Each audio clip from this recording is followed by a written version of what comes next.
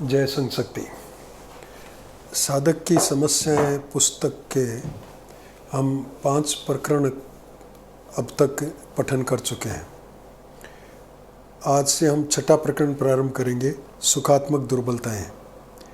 इससे पूर्व सुरक्षा का भय जो 5वां प्रकरण था, उसके गत पठन पर कुछ प्रश्न आए हैं।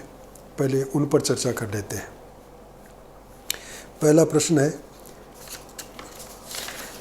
साधना में ध्येय नाश, जड़ता से संघर्ष बंद होना व निम्न धरातलों का आकर्षण वास्तविक भय है। तो ये क्या है? ध्येय नाश क्या है? हमारी नज़र हमारे ध्येय पर रहे। कोई भी साधक जो साधना करने चलता है, उसके दिमाग में सिर्फ वही रहता है कि मुझे फलां जगह पहुंचना है, मुझे उस मंजिल पे पहुंचना है। अगर उस मंजिल पे पहुंचने से पूर्व मैं साधना रोक दूं या मैं उसका जो मार्ग है उसको छोड़ के और कहीं बैठ जाऊं या और दूसरे रास्ते पे चल पड़ूं, तो वो ध्येय का नाश हो गया, अर्थात हम ध्येय तक नहीं पहुंच पाएंगे। इसी प्रकार जो साधक साधना कर रहा है और उसको अपने जीवन को निर्मल बनाकर, अपने जीवन को पवित्र बनाकर क्षत्रियोक्षण के रूप से देखें तो क्षत्रिय के सभी गुणों को अपने अंदर धारण करना है, ताकि वो क्षात्र धर्म का पालन करने योग्य बन सके। और ऐसा अगर वो बन जाता है तो वो उसका स्वाभाविक जो कर्म है उसको करने से ही परमात्मा की प्राप्ति हो जाती है, उसकी साधना सफल हो जाती है। अब इस बीच कोई व्यक्ति पहुंच रहा है, मुझे जोधपुर से जयपुर जाना है, और रास्ते में कोई एक अच्छा पेड़ आ गया और कहीं तो पेड़ बहुत अच्छा है, बड़ कितना लंबा चौड़ा है, यहाँ तो कई दिन तक आराम करेंगे। तो वो आराम करने लग गया, तो जितने दिन आराम करेगा उतना तो ध्येय खत्म हो गया, उतनी गति तो रुक गई। और हो सकता है जो पेड़ के कारण रुका है वो और कोई दूसरा लालच हो तो दूसरे रास्ते पे भी चला जाए। इसी प्रकार हम क्षत्रियोक्षण में जो काम करते हैं उसमें, जैसे इस पुस्तक में भी आया था, अहंकार।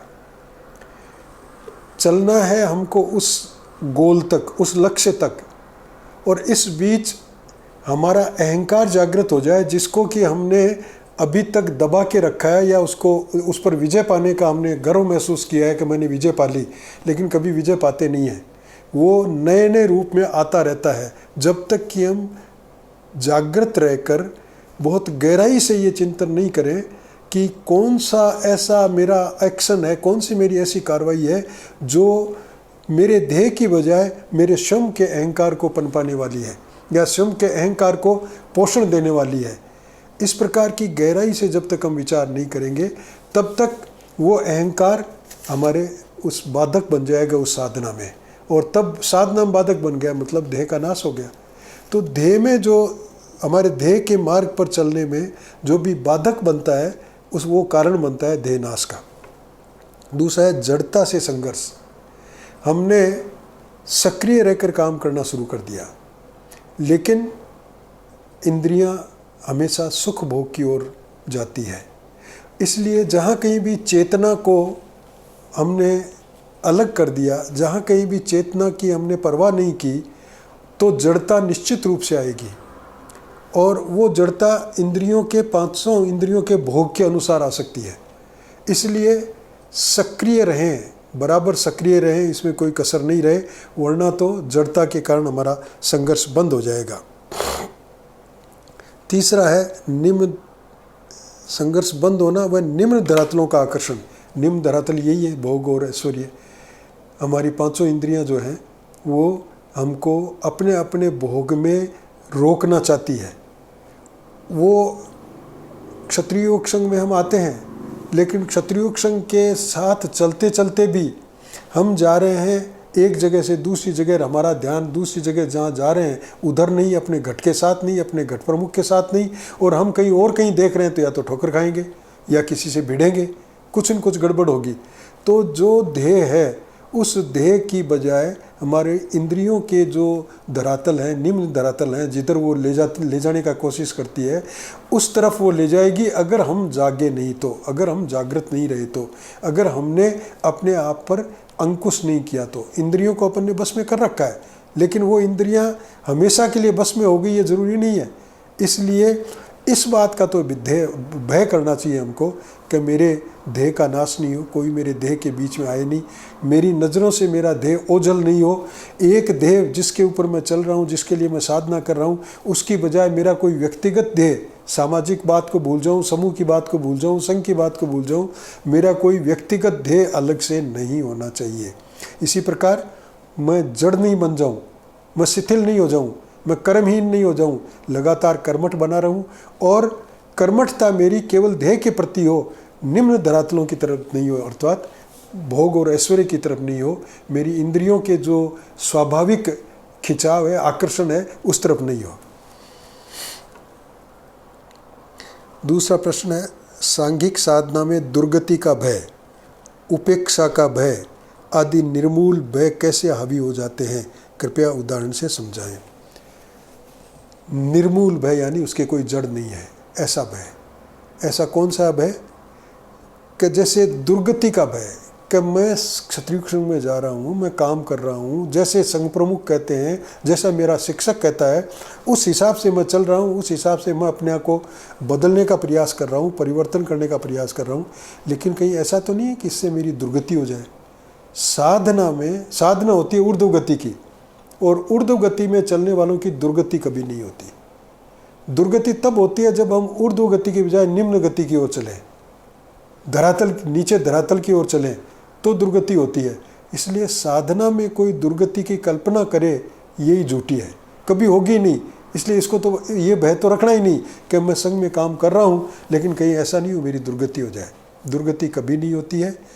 साधना जो करते हैं उनके लिए हमेशा गति बराबर आगे की ओर ले जाने वाली होती है, ऊंचाई की ओर ले जाने वाली होती है, कुछ न कुछ अच्छी चीज़ प्राप्त करने के लिए होती है, कोई उसमें गलत चीज़ प्राप्त नहीं होती, अगर हम वाकई साधक के रूप में साधना करते आ रहे हैं तो। लेकिन मिथलता क्या है? मैंने साधना की, इतने वर्षों से मैं संघ में चल रहा हूँ, लेकिन उससे परिवर्तन कितना आया, ये निर्भर करता है कैसी हमारी लगन है, कैसी हमारी तत्परता है, कैसी हमारी कर्मठता है। हमारी लगन बराबर लगी रहे, हम तत्पर रहे हैं कि कहीं कोई चूक न जाऊं, हर बात को, किसी को भी, कोई छोटी सी भी बात कहीं मैं नज़रअंदाज नहीं कर दूं, और लगातार कर्मठ रहें, कर्म करते रहें, तो कभी किसी की दुर्गति नहीं होती। हमेशा ऊर्ध्व गति की ओर उसका प्रयाण होता है और उसको कुछ न कुछ श्रेष्ठ ही मिलता है, उसकी दुर्गति नहीं हो सकती। दूसरा हुआ है उपेक्षा का।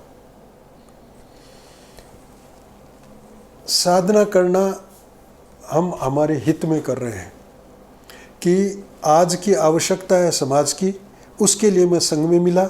संघ में जो मुझे साधना दी गई वो मेरे व्यक्तिगत जीवन को सुधारने और समाज के लिए एक संगठित स्वरूप खड़े करने के लिए है, ताकि मैं, दूसरे समाज के अन्य लोग, सब घटक मिलके हम एक सामूहिक शक्ति बने और हम अपना उद्देश्य पालन कर सकें, अपना कर्तव्य निभा सकें, अपना दायित्व निभा सकें।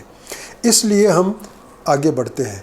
तो क्या मैं केवल मेरी गरज है? ये मैं साधक हूँ, मेरी गरज थोड़ी है, शिक्षक की भी गरज है, जिसने संघ चलाया है उसकी भी गरज है, जो आज संघ चला रहा है उसकी भी गरज है कि अधिक से अधिक लोग आएँ, और जो आएँ वो संघ में बने रहें। इसके लिए वो किसी की उपेक्षा क्यों करेंगे, वो तो सहयोग करेंगे। कैसे मैं इसकी मदद करूं जिससे कि ये और गति बढ़ाकर आगे बढ़े, इस प्रकार का सहयोग करने के लिए वो तत्पर रहेंगे। इसलिए उपेक्षा का तो प्रश्न ही नहीं है।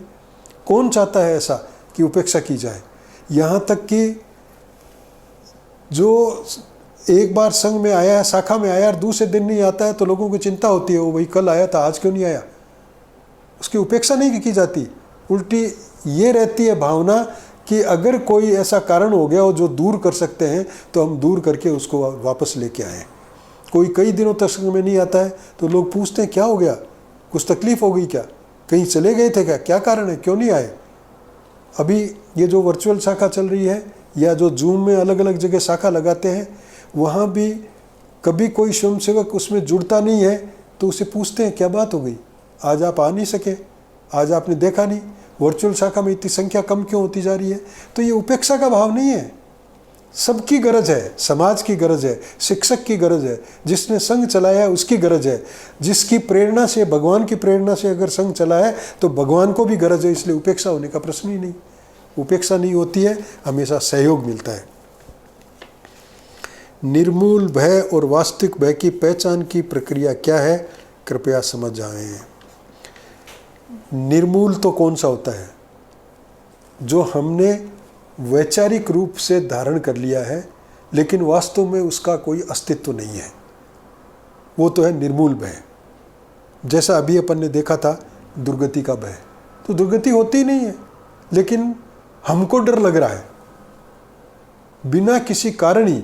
उसका कोई मूल नहीं है, उसकी कोई जड़ नहीं है, ऐसा होता ही नहीं, उसका अस्तित्व ही नहीं है, लेकिन हमको डर लग रहा है। और इसी प्रकार जो वास्तविक भय है उसकी भी सीधी सी पहचान तो यह है कि जिस कारण से, जिस भय के कारण से, जिस जो कुछ मेरी गतिविधि है उसके कारण से मेरे उद्देश्य की ओर बढ़ने की जो गति है उसमें बाधा पहुंचती है, वो भय है वास्तविक।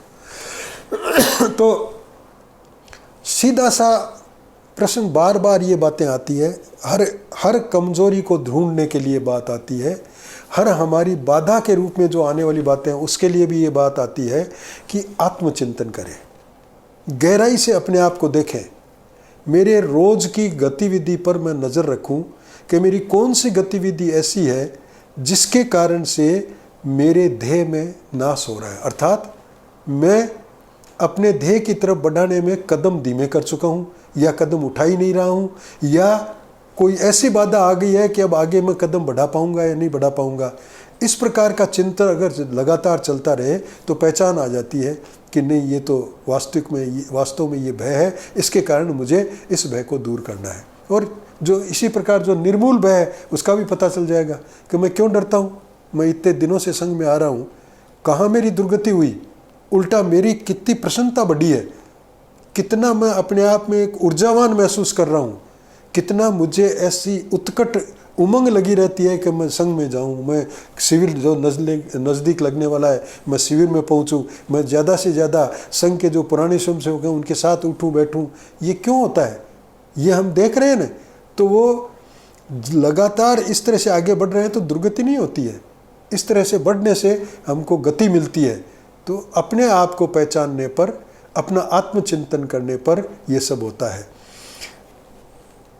8 सूत्री कार्यक्रम हमको संघ में दिया गया था, उसमें एक सूत्र है ये डायरी लेखन के, डायरी लिखें और उसमें डायरी में मैं इतने बजे उठा, ये भागा, वो आ गया था और मैं उससे मिला था और उसको मैंने ये कही, ये बात नहीं। मैं अपने आप में क्या विचार करता हूँ, मैंने अपने आप को तोला, जैसा मैंने अपने आप को तोला उसमें लिखें, और अगले दिन देखें जो मैंने आज तोला था उसमें कल कुछ फ़र्क पड़ा है क्या, या नहीं पड़ा है तो मैं क्या करूं जिससे कि ये फ़र्क पड़े।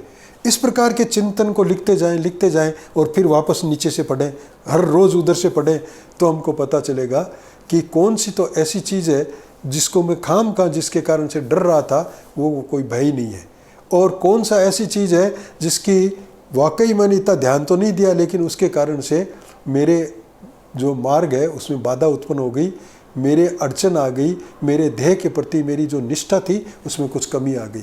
तो ये अपने आप के आत्मचिंतन करने से ही ये सब पता चलता है, उसके बिना कोई पता चलने का साधन नहीं है। अब हम नया चैप्टर 6 प्रकरण सुखात्मक दुर्बलताएं प्रारंभ करते हैं। सुख प्राप्ति और दुख निवारण की हर मनुष्य में सहज प्रवृत्ति होती है, ये सब जानते हैं अपन। हम हर एक सुखी होना चाहते हैं, कैसे सुख मिल सकता है उस तरफ हमारा विचार रहता है, और अगर कोई कष्ट आ जाए, दुख आ जाए तो उससे कैसे निकले बाहर, इस तरह की हर एक मनुष्य की स्वाभाविक प्रवृत्ति है। ये कोई ऐसा नहीं है कि किसी एक में या 2 में ही होती हो, सब में है ये। मनुष्य ज्यों ज्यों विकसित होता है त्यों त्यों उसके सुख के स्वरूप का रूपांतरण भी होता है, और मनुष्य जितनी विकास करता है, जीवन का विकास, कोई भौतिक साधनों का विकास नहीं, जीवन का विकास, जैसे जैसे मनुष्य जीवन का विकास करता है वैसे वैसे किसको सुख माने और किसको सुख न माने, इस बात में परिवर्तन हो सकता है। प्रारंभ में व्यक्ति जो साधारणतया संसार के लोग अधिक से अधिक साधन उपार्जित करने में सुख महसूस करते हैं, धन कमाने में सुख महसूस करते हैं, विकसित हुआ व्यक्ति धीरे धीरे इस बात पर आ जाता है कि मैं मेरी न्यूनतम आवश्यकताओं की पूर्ति कर लेता हूँ, अब मुझे और अधिक कमाने की क्या जरूरत है। तो फिर अधिक धन वाला जो उसके कारण से जो मैं सुखी महसूस करता था, उसकी बजाय अब मैं धन की उतनी परवाह नहीं कर रहा हूँ, जितना साधारण मेरे को जरूरत है उतनी मैं कमाने में लगा हुआ हूँ, लेकिन जिसके कारण से मुझे मेरी गति बढ़ाने में मदद मिलती हो, ऐसा कोई काम जब भी आता है या इस तरह का अनुकूल वातावरण बनता है तो मेरे को सुख मिलता है। तो वो ज्यों-ज्यों व्यक्ति ने विकास किया, वो सुख का स्वरूप बदल गया। साधारणतः व्यक्ति शारीरिक सुख चाहता है, लेकिन अनेक बार वह दूसरों को सुख पहुंचाने में अपने सुख की निपट उपेक्षा भी कर लेता है। हर व्यक्ति को शारीरिक सुख चाहिए, आराम चाहिए, शरीर के लिए जो सुख सुविधाएं होती है, पलंग मुझे बहुत बढ़िया चाहिए, मेरे को कपड़े बहुत सुंदर चाहिए, ये साधारणतया हर आदमी अपने शरीर के बारे में इस प्रकार की बात सोचता है, लेकिन आराम करना चाहता है। पर अगर किसी से उसकी मित्रता है और मित्र संकट में पड़ गया है, या उसके माता पिता के किसी की कोई तकलीफ हो गई है, उस समय वो अपने सुख की परवाह नहीं करता, अपने शरीर के सुख की परवाह नहीं करता। उस समय अपने शरीर को दिक्कत में डालने को भी तैयार हो जाता है। ये बात नहीं कि वैसी अवस्था में उसे सुख की आकांक्षा ही नहीं रही, इस समय उसे दूसरों को सुख देने में ऐसे सुख की अनुभूति होती है कि वह अपने शारीरिक दुख और कष्टों की उपेक्षा कर लेता है। अब जो शारीरिक तकलीफें आई है, कष्ट आया है, उसके बावजूद भी क्योंकि दूसरे के दुख को दूर करने में, दूसरे को सुख पहुंचाने में उसके कारण से चाहे कितना भी कष्ट आए, लेकिन उसके कारण से जो सुख मिलता है उसी से वो संतुष्ट हो जाता है। वो उसमें अधिक सुखी अनुभूति करता है कि मैं, हाँ, हालांकि उसको शरीर को कष्ट हुआ, रात भर जागना पड़ा, लेकिन उसने पिता की सेवा की तो उसको बहुत ही संतोष मिलता है कि आज मैं काम आया, मेरा काम था और पिताजी को तकलीफ थी, रात भर मुझे जगना पड़ा, कोई बात नहीं, कभी मौका मिलेगा तब सो लूँगा, आज दिन में मिले, कल रात को मिले, लेकिन उससे वो खुश सुखी होता है। अपने शरीर को कष्ट में रख कर भी उसने सुख का अनुभव किया है। देश के लिए मर मिटना आसान नहीं है। असंस्कारी और स्वार्थी आदमी ऐसा नहीं कर सकता। लोग देश के लिए मरते हैं, लेकिन अगर कोई असंस्कारी आदमी है तो वो फौज में ही है, वो फौज में रात दिन उसको ट्रेनिंग दी गई है कि दुश्मन के सामने खड़ा हो तो किसी भी प्रकार की चिंता किए बिना, किसी भी प्रकार का भय किए बिना, किसी भी प्रकार से अपने को अलग कर किए बिना दुश्मन से टक्कर लेनी है, चाहे मेरे मृत्यु हो जाए। ये पूरा अभ्यास करवाया जाता है। लेकिन फिर भी अगर वो असंस्कारी है, वो जो संस्कार फौज में डालने की कोशिश की गई, वो संस्कार उसके जीवन में नहीं आए हैं, तो बचने की कोशिश करेगा। तो इस प्रकार के जो लोग हैं वो असंस्कारी हैं, इसलिए वो किसी दूसरे के लिए, यानी देश के लिए मर मिटने की बात या कष्ट पाने की बात, मैं घायल हो जाऊंगा तो भी दुख पाऊंगा, ये इसको सुख नहीं मानते। लेकिन जो देश के लिए मर मिटने में खुशी अनुभव करता है, उसको अगर ऐसा मौका मिलता है तो वो तो बहुत खुश होता है कि आज मौका आया है जबकि मैं अपने देश पर कुर्बान हो सकता हूँ। देश प्रेम के मतवाले फांसी पर झूलने के अपने दुख को देश की पराधीनता के दुख से अधिक नहीं मानते, इसलिए वे हंसते हंसते प्राणों का उत्सर्ग कर देते हैं। क्रांतिकारी आए, देश के लिए आज़ादी का आंदोलन चल रहे थे, अहिंसात्मक आंदोलन भी चल रहा था, लेकिन कुछ क्रांतिकारी भी थे, और वो क्रांतिकारी देश के लिए फांसी पे चढ़ गए। फांसी पे चढ़ने पे तकलीफ तो होती है, फांसी पे चढ़ने से पहले उनको गिरफ्तार किया जाता है, उस समय पर पता नहीं उनको कितना कितना कष्ट दिया जाता है, लेकिन मेरा देश आज़ाद हो उसके लिए मैं जितनी भी दुविधाएं हैं उनको पार करूंगा, कष्ट है उनको सहन करूंगा, अगर मौत भी आएगी तो उसको भी स्वीकार करूंगा, लेकिन अपने देश को आज़ाद करने के लिए मैं मर मिटूंगा। ये जो भाव है वो देश के लिए मर मिटने के लिए अपने खुद के शरीर की परवाह नहीं करता, खुद की तकलीफ़ों की परवाह नहीं करता। इस प्रकार शारीरिक रूप से सब सुख चाहते हैं, लेकिन फिर भी अगर कोई ऐसा उद्देश्य हो उनके सामने जो लगता है कि मेरे लिए ये दायित्व है, मेरा दायित्व बनता है, मुझे ये काम करना चाहिए, उसके लिए अगर कष्ट भी उठाना पड़े तो वो उठाता है। उन्हें इस प्रकार के निस्वार्थ आत्म बलिदान में एक विशेष प्रकार के सुख की अनुभूति होती है। ये आत्म बलिदान किया है, खुद का स्वार्थ नहीं है कि इसमें मेरे को कोई तकमा मिलेगा या मेरा बहादुरी में नाम लिखा जाएगा, कोई सोचता ही नहीं। ये तो पीछे वाले सोचते हैं। जो बलिदान होने वाला व्यक्ति है वो नहीं सोचता कि मैं फांसी पे लटक जाऊंगा तो भगत सिंह हमेशा याद किया जाएगा। वो तो जानता है कि मुझे ऐसा काम करना है, करते करते अगर मैं मर भी गया तो मैंने मेरा काम कर लिया। वो उसी में संतुष्ट है। मनुष्य वे भी है और दूसरे भी हैं, लेकिन इसमें सुखानुभूति का स्तर सामान्य मनुष्य की सुखानुभूति से भिन्न है।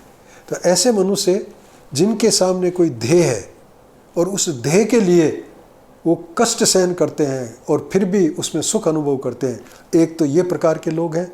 और दूसरे ऐसे प्रकार के लोग भी हैं जो किसी भी प्रकार का कष्ट सहन नहीं करना चाहते, अपने शरीर को आराम से रखना चाहते हैं।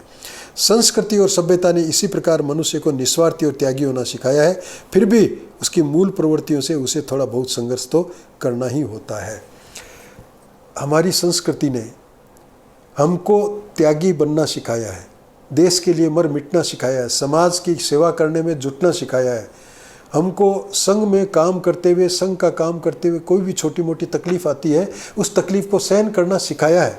ये हमारी संस्कृति कहती है, संघ की संस्कृति कहती है। ये हम देखते हैं, हमसे पूर्वज जो थे, तनसेन जी ने कितने कष्ट सहन किए।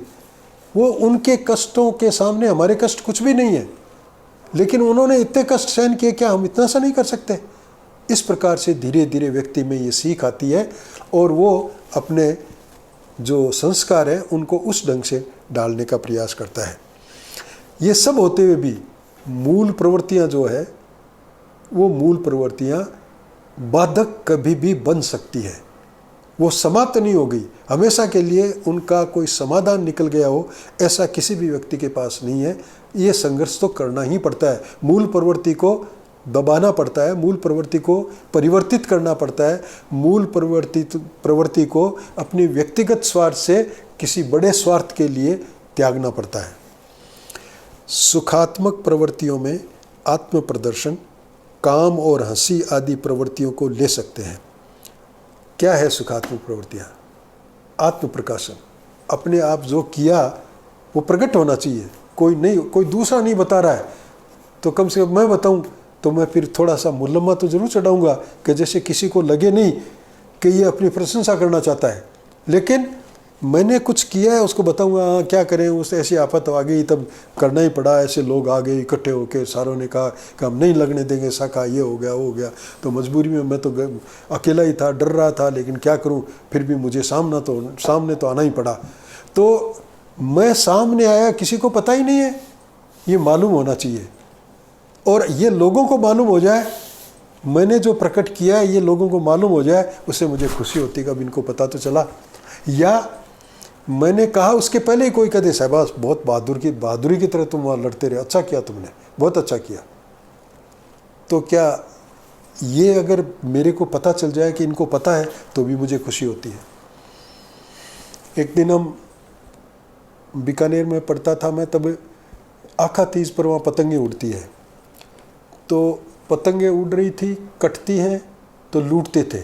हमारा छात्रावास ऐसी जगह था, उसके बाद में मिलिट्री के ग्राउंड थे, फुटबॉल ग्राउंड वगैरह, और उसके आगे मिलिट्री थी। तो वो मिलिट्री के ग्राउंड जैसे हमारी ग्राउंड, हम इस तरह से व्यवहार करते थे। उधर कोई भी पतंग आई तो किसी को आने नहीं दे, लूट ले पतंग, और दूसरे को लूटने नहीं दे। हमारी हॉस्टल के दूसरी तरफ सारे वो जो बस्तियाँ थी वो ऐसे थे जिसमें बदमाश छोकरे सब इस तरह के थे। तो उनको ये बड़ा दुखदाई था कि ये हमको उधर जाने ही नहीं देते हैं। एक दिन हम 2-3 आदमी वहाँ वो पतंग लूट रहे थे, इतने में वो कोई 100-150 आदमी इकट्ठे होके आए, लाठी लेकर। वो पतंग लूटने के लिए झाड़ होते हैं आगे, ढीरा लगा देते हैं आगे, बांस के आगे, इस तरह के लेकर कोई 100-150 आदमी आए और ज़बरदस्ती आके वहाँ से वो पतंग लूटने की कोशिश की। संयोग कुछ ऐसा था कि पतंग हमारे पास में पड़ी थी, हम लेके भाग के हॉस्टल में घुस गए। वो पीछे के पीछे हॉस्टल में आ गई। हॉस्टल में आए तो वो आगे यूँ इकट्ठे होते होते बढ़ रहे थे। हॉस्टल में कोई नहीं, सुनसान। हम 2 4 5 बच्चे थे और एक थोड़े जो जवान थे वो बरामदे में, कमरे के बरामदे में बैठे सेव बना रहे थे। वो आके उन्होंने हल्ला मचाया, मारेंगे काटेंगे, क्या लगा रही है दादागिरी ये वो। तो वो चुपचाप उठे वहाँ से, उठ के धीरे धीरे आए। उन्हें तैमल पहन रखी थी, ऊपर कुछ नहीं पहना हुआ था। वो आए, पास में आए और उनके जो नेता जो सबसे आगे जो चूं चपड़ कर रहा था उसके पास में गए। तो उन लोगों ने तो ये सोचा कि अब ये हमसे कोई बात करने आए हैं, और पास में जाते ही उन्हें खींच के एक थप्पड़ मारी उसके, और थप्पड़ मारते आधे तो भग गए। और उनको थप्पड़ मारते देखा तो हमको भी जोश आ गया, और हमने भी उनको मारना पीटना शुरू कर दिया, सारे भग गए। अब ये जो है कि एक आदमी आया और उसके एक थप्पड़ मारने से ऐसा हो गया, तो उनके मन में ये आनी चाहिए कि इतनी भीड़ थी, मैंने एक ने मुकाबला कर लिया। और नहीं तो हमको बताना चाहिए कि देखो आज ऐसा हुआ, ये हुआ। ये हर आदमी की चाह होती है आत्म प्रकाशन की, अपने आप को प्रदर्शित करने की। काम और हंसी, कामनाएं, इच्छाएं, जो हमारी वासनाएं हैं, उनके प्रति भी हर एक आदमी लगाव रखता है। हमने संपूर्ण रूप से उस पर विजय पा ली हो ऐसा नहीं है। और हंसी अर्थात एक दूसरे की मजाक करना, खुश होना, ये करना, किसी न किसी को छेड़ के ही मजाक करना, उसी में अपन खुश होते हैं। ये इस तरह की प्रवृत्तियां हैं जो जिन पर अपन बात करें तो पता स्पष्ट होगा कि क्या है ये सुखात्मक। इस प्रकरण में हम इन्हीं 3 प्रवृत्तियों पर क्रम से विचार करेंगे। आत्म प्रकाशन की प्रवृत्ति के मूल में सम्मान प्राप्ति की इच्छा ही काम करती है। मैं क्यों आत्म प्रकाशन कर रहा हूँ, क्यों मैं बता रहा हूँ लोगों को कि आज ऐसा हुआ, मुझे ऐसा करना पड़ा, क्योंकि इससे मुझे सम्मान मिलेगा।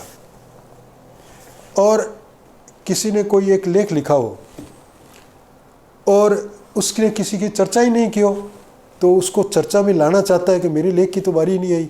तो पूछता क्या, अच्छा आपके पत्रिका में क्या क्या लेख थे? ये था, ये था। और भी कोई लेख था क्या? और तो कोई खास तो नहीं था कोई। और क्या था?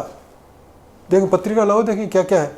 और वो किसी तरह उस सब्जेक्ट पे आना चाहता है, ये भी मेरा, ये कैसा लगा।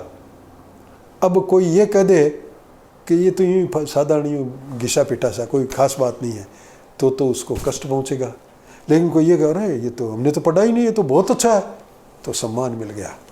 कौन है ये लेखक? चाहे उसने नकली नाम ही लिखा हो, कौन है लेखक? पता नहीं भाई कौन है। फिर अपने आप में ये सुख अनुभव हुआ कि मेरे लिखे हुए को लोगों ने पसंद किया तो मेरे को सम्मान मिला। ये हर एक का भाव रहता है। यह सम्मान बड़े को छोटे से और विकसित को अविकसित से मिलता ही है। छोटे आदमी बड़े का हमेशा सम्मान करते ही हैं, और जो अविकसित है, स्कूल में जो बच्चा है वो टीचर आएगा, वो उससे विकसित है तो उसका सम्मान करता ही है। उससे बड़ी क्लास के बच्चे आएंगे, उनका भी सम्मान करता है। ये तो साधारणतया हर एक का स्वभाव है। बड़ा जब छोटे से सम्मान प्राप्ति की आकांक्षा करता है, यह उसका दोष है। लेकिन सामने वाला बड़ा है और उसको स्वतः ही मिल रहा है सम्मान, पर वो आशा करे कि मुझे सम्मान मिलना चाहिए, तो ये दोष है। सम्मान की प्राप्त करने की अगर इच्छा हो किसी की, तो सम्मान तो जो हमसे बड़े हैं उनकी नज़रों में अपना सम्मान करो। वो करें सम्मान हमारा, वो महसूस करें कि भाई काम अच्छा कर रहा है, ये देखो कितनी मेहनत करता है, इसने संख्या बढ़ा दी, इसने फलां जगह शाखा लगा ली। वो प्रकट नहीं किया हो भले ही, लेकिन वो अगर मन में आपके प्रति इस तरह के भाव लाता है, असली सम्मान तो वो है। छोटों से क्या सम्मान प्राप्त करना, ये तो स्वाभाविक तौर से वो तो करते ही रहते हैं।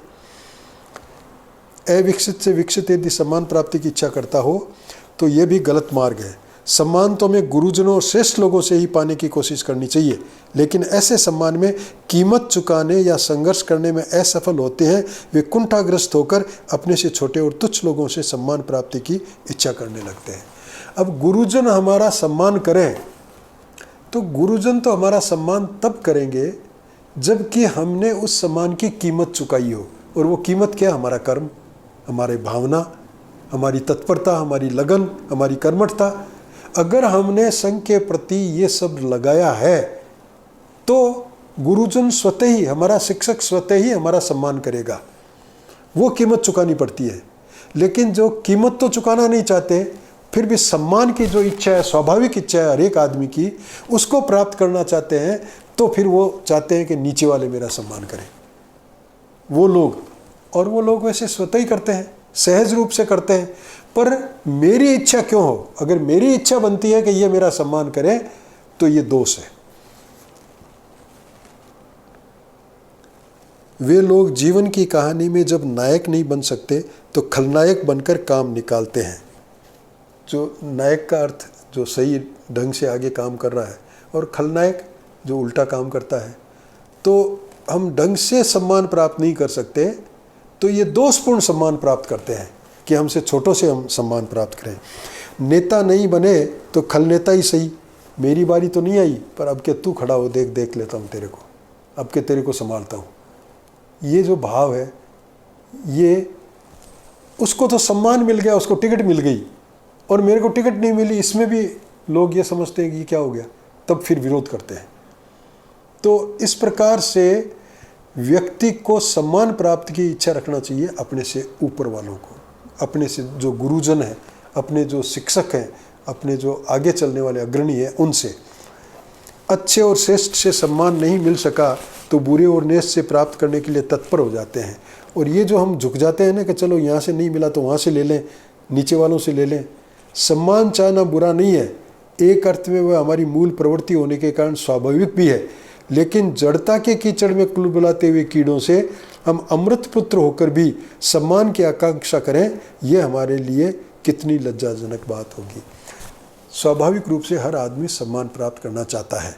संघ की साधना में आगे बढ़ते बढ़ते बढ़ते एक स्टेज ऐसी आती है कि उसको सम्मान मिलता है या नहीं मिलता है, दोनों ही बातों की परवाह छूट जाती है। उसको तो अपना काम करना है। एक समय ऐसा आता है जब वो अपने काम में इतना हिल मिल गया, अपने ध्येय के साथ इस तरह से घुल मिल गया, अपनी साधना के साथ इस तरह से घुल मिल गया कि अब उसको मान सम्मान की या दूसरे किसी भी प्रकार की प्राप्ति की इच्छा नहीं है। उस समय वो बात भूल जाता है, लेकिन उससे पहले स्वाभाविक रूप से हर एक में रहता है। तो उसको कहाँ से पाना चाहिए? ऊपर से ही पाना चाहिए। अगर नीचे से हम सम्मान प्राप्ति की बात, तो किससे? जो कुछ समझते ही नहीं, वो हमारा क्या सम्मान करेंगे? मैंने संघ में काम किया है, वो कैसा काम है, इस बात को जो आज नया संघ में आया है वो कैसे तोलेगा? मेरी जो काम की तुलना किसी को करनी है, नाप तोल करना है, तो वो तो मेरा सीनियर है, मेरा शिक्षक है, मेरा संघ प्रमुख है, वो करेगा। दूसरा कैसे करेगा? अगर हम ऐसे लोगों से सम्मान चाहते हैं तो ये अमृत पुत्र होकर भी, हम साधना में आगे बढ़े हुए होकर भी हम कैसे लोगों से सम्मान प्राप्त करें? ये तो बहुत ही गलत है, लज्जाजनक है। यदि हम अपने गुरुजनों और श्रेष्ठ जनों से ही सम्मान प्राप्ति की कामना में जुटे होंगे तो अधम कोटि के लोग तो निश्चित ही सम्मान करेंगे। अब गुरुजनों से सम्मान प्राप्त करने में जुट रहे हैं, इसका मतलब क्या है? उनकी गरज नहीं कर रहे हैं। गुरुजनों से सम्मान तब प्राप्त होता है जब हम उसकी कीमत चुकाते हैं, और कीमत है कर्म। संघ का कर्म करके, संघ को कर्म में कर्मठता बताकर, तत्परता और लगन बताकर जब हम आगे बढ़ते हैं, तब हम गुरुजनों से सम्मान प्राप्त कर सकते हैं। यानी हमने कीमत चुकाई है, हमने जो काम किया है उसके बदले में सम्मान मिल रहा है। तो ये जो काम करते हैं ये तो ठीक है, नीचे वालों से करने की क्या बात है? तो कामना में जुटे होंगे, अगर इस तरह के काम में हम जुटे होंगे तो नीचे वाले तो हमको देख के वैसे ही प्रशंसा करेंगे, वैसे ही सम्मान देंगे कि ये देखो हम तो ऐसा नहीं कर सकते, लेकिन ये देखो कितने कर्मठ है, कितना काम करते हैं संघ में। तो हमको तो परवाह करनी चाहिए, तो अपने गुरुजनों से सम्मान सम्मान प्राप्त करने की परवाह करनी चाहिए, और उसके लिए उसकी कीमत चुकानी पड़ती है। वो कीमत चुकाने के लिए हमको तत्परता से लगना चाहिए। चोर भी ईमानदार की प्रशंसा करता है, चाहे वे खुद चोरी करना न छोड़े। जो ईमानदारी से संघ मार्ग में आगे बढ़ रहा है उसकी प्रशंसा वो भी करेगा जो कि आगे नहीं बढ़ रहा है, जो कि रुका हुआ है, जो कि अपनी गति को कदम को आगे बढ़ाने के बजाय कदम ताल कर रहा है, एक ही स्थान पे खड़ा खड़ा कदम ताल कर रहा है, वो भी इस बात की प्रशंसा करेगा, देखो वो तो आगे जा रहा है। जो चोर होता है वो भी ईमानदार आदमी के बारे में सोचता है, आदमी बहुत भला चोर है, नहीं ईमानदार है, लेकिन खुद चोरी कर रहा है, उसको पता है मैं तो नहीं वैसा, लेकिन फिर भी वो करता है। तो जो श्रेष्ठ होंगे, जो ऊर्ध्व गति की ओर बढ़ने वाले लोगों से सम्मान प्राप्त करेंगे, उनको कीमत चुकानी पड़ती है, और तब स्वतः ही जो नीचे वाले हैं वो अपने आप सम्मान करेंगे। फिर थोड़ी देर के लिए यदि ये भी मान लिया जाए कि उन लोगों से हमें सम्मान मिला तो बिगड़ा ही क्या, तो अब ये है, ये पहले तो ये सोच ही क्यों आए। अगर ये मान लें कि चलो ठीक है हमको गुरुजनों से तो नहीं मिला, लेकिन अगर नीचे वालों से मिला तो भी क्या गलत क्या है, वो मेरे सम्मान करते हैं तो करते हैं, उनको मैं अच्छा लगता होगा इसलिए मैं करते हैं, वो सम्मान करते हैं। इस बात को लोग सोचते हैं कि अगर ऐसा मिल जाए तो क्या फ़र्क पड़ता है, वो भी मिल जाए तो ठीक ही है, या मिल जाए मैंने चाहा नहीं लेकिन फिर भी मिल रहा है तो क्या दिक्कत है। उनके सम्मान की अपेक्षा गुरुजनों का असम्मान भी लाख दर्जे अच्छा है। अब तुलना कीजिए, गुरुजन अगर असम्मान करेंगे तो कब करेंगे, जिस समय हम मार्ग से भटकेंगे, उस समय वो लताड़ भी पिलाएंगे, डांटेंगे, और कई बार सब लोगों के सामने भी डांटेंगे। पुराना स्वयंसेवक हूँ मैं, लेकिन फिर भी सब लोगों के सामने भी डांटेंगे, कोई आवश्यक नहीं कि अलग ले जाके ही डांटें, लेकिन वो हमको उस डांट के माध्यम से एक पाठ पढ़ा रहे हैं कि तुम लाइन पे आ जाओ, तो वो कहीं अच्छा है। उस असम्मान से, उस उनकी डांट से हम अपना भटका हुआ मार्ग छोड़कर पथ पे आ सकते हैं। लेकिन जो हमसे खूब नीचे हैं, जिसको कहा गया है कि कीड़ों की तरह कुल बुला रहे हैं, अर्थात जिन्होंने अपनी साधना को आगे बढ़ाने का प्रयास ही नहीं किया है, उनसे अगर सम्मान मिलता तो हर्ज क्या है। जो ऐसा भाव रखता है वो फिर उसी की ओर झुकेगा, वहाँ मिल रहा है तो हर्ज क्या है का मतलब ये इतना तो ले लूँ और उसके बारे में प्रयास नहीं करूं।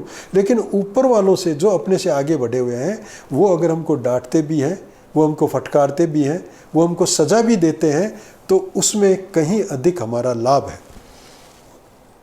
साधारण साधक अपने साथी साधक से सम्मान प्राप्ति की इच्छा करता हो तो समझ लीजिए कि वह विकासोन्मुख नहीं है। अब मेरे साथ जो चल रहा है वो भी उसी तरह है जैसे मैं हूँ, और वो मेरा सम्मान करे, मेरी ये इच्छा ही गलत है। वो मेरा सम्मान करेगा तो इसका मतलब वही हुआ कि जो नीचे वाले हैं वो जो सम्मान कर रहे हैं उसी तरह वो सम्मान कर रहा है, और उसकी मुझे चाह है, इसलिए मैं चाहता हूँ कि वो, या मेरे मन में रहती है कि कम से कम ये रात दिन मेरे साथ रहता है, मेरे को देखता है कि भाई ये देखो बराबर संघ का काम कर रहा है, ये तो मेरे को बताए, ये तो मेरे लिए कहे, लोगों के सामने जाके बताए कि साहब ये तो बहुत अच्छा लड़का है, ये अच्छा काम करता है। तो ये चाह ही गलत है, ये विकासोन्मुख नहीं है। विकास की ओर बढ़ना तो तभी होगा जबकि हम सम्मान की प्राप्ति हमारे से गुरुजनों से करें, हमारे से आगे वालों से करें, हमारे अग्रणियों से करें, हमारे संघ प्रमुख से करें।